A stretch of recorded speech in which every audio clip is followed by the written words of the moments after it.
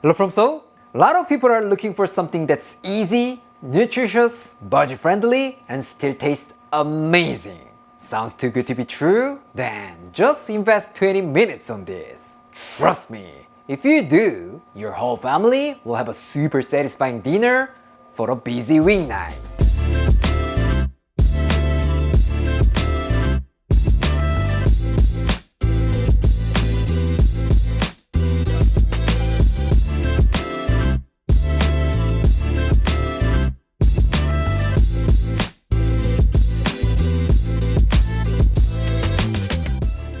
Today, we're gonna be making gyudon, one of the best beef rice bowls in the world. Soft tender beef and fragrant onions simmered in a Japanese-style savory sauce. If you have all of that in one bite with some warm rice, trust me, no fancy dinner can beat this humble rice bowl. So please give it a try. If you do, you will see why this simple comforting dish has become one of the best rice bowls in the world.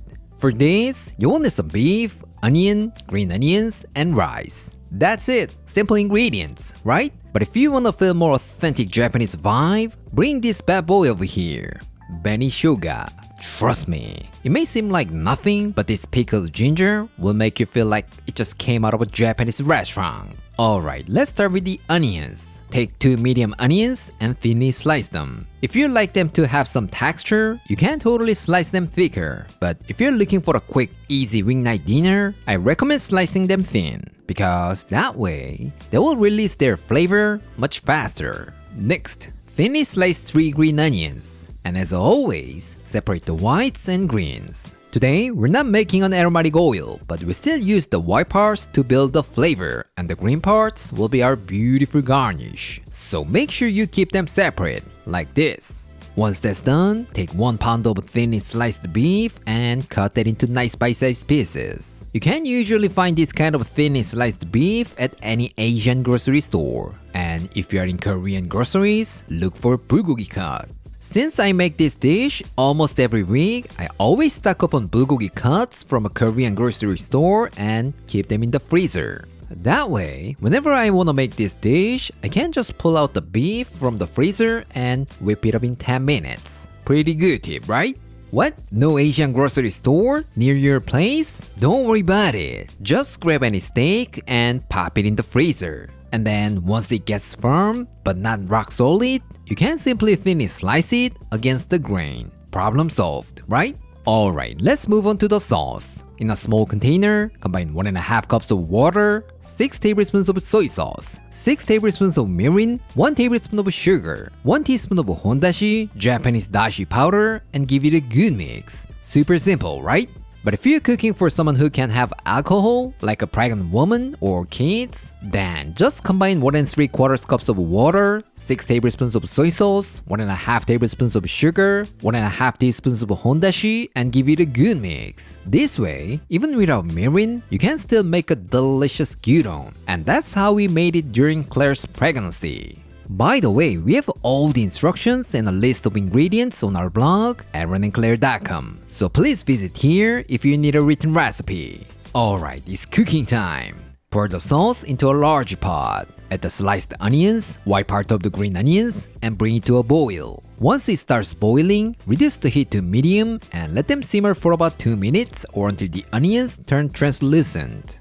And then add the sliced beef and gently separate any pieces that are sticking together. And then give it a good mix so every single piece can soak up all the flavorful sauce. Now, all we need to do is just cover it with a lid and let it simmer for about 5 minutes or until the beef is nice and tender. What? It's been 5 minutes, but the beef is not tender enough? Don't worry about it. Then just add a splash of water and let it simmer a little longer. Depending on the cut and the thickness of your beef, the cooking time can vary. So take your time and adjust to your taste. Trust me, it's gonna be amazing in the end. And this is totally optional, but if you want a cleaner broth, you can skim off the foam or any impurities as it simmers. Alright, the beef topping is ready to go. Let's start plating. Put some rice in a serving bowl and then place the beef and onions over the rice. Here, make sure to use chopsticks or tongs like I do, because if you scoop the toppings with a ladle, too much broth will come with it, and that will make your gyudon too salty. I warned you. So if your gyudon turns out too salty because you didn't take my advice, I'm totally not responsible.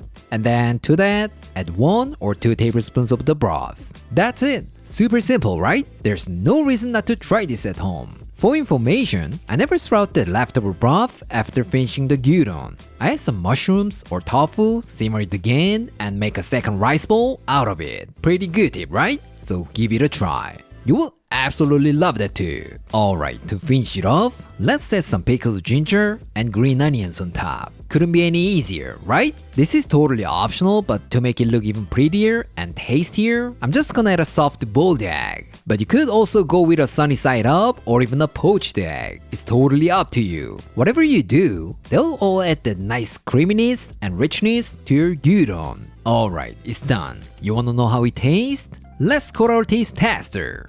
But before we meet our taste tester, I wanna take a moment to try some more Japanese flavors from Tokyo Treat and Sakurako. Tokyo Treat is a monthly snack subscription box that ships globally from Japan straight to your door. It's filled with a variety of fun and exclusive snacks that are only available in Japan. For example, if you open the box, you can see some limited edition or seasonal flavored Japanese snacks. And this month's theme is Harajuku Snack Venture, where you can experience Japanese flavors like cookies and cream Kit Kats, salted lemon pretzel sticks, garlic potato chips, happy Harajuku choco cake, and many more. You're looking for some traditional Japanese snacks? Don't worry about it. With Sakurako, you will get local and authentic Japanese snacks from artisan snack makers, including matcha genmaicha teas and special Japanese tableware, Mountain Fuji dish. And this month's theme is Mountain Fuji Summertime, and you will find delightful Japanese snacks like Mountain Fuji biscuit, Mountain Fuji koakuto, Shizuoka green tea cookie, and strawberry dorayaki.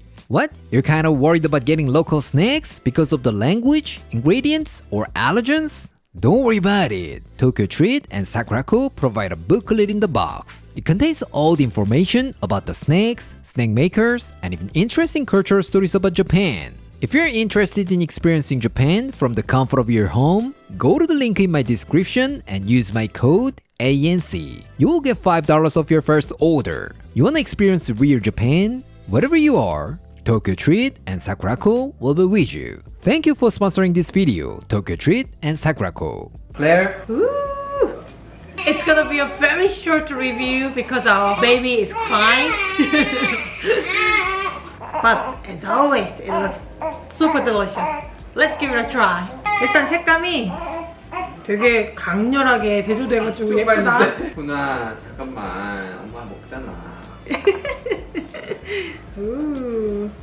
고기가 되게 연해 보이는구만. Cheers.